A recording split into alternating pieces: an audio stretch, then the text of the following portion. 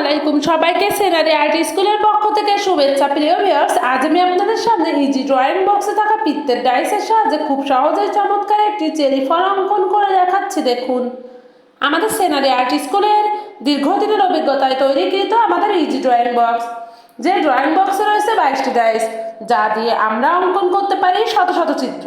আর এই শত শত চিত্রের ভিডিও রয়েছে আমাদের ইউটিউব চ্যানেলে। আপনারা চাইলে আমাদের ইজি ড্রয়িং বক্স সংগ্রহ করে আপনার সোনামণিদেরকে ঘরে বসে টিচার ছাড়াই খুব সহজেই সুন্দর সুন্দর চিত্র অঙ্কন শেখাতে পারেন।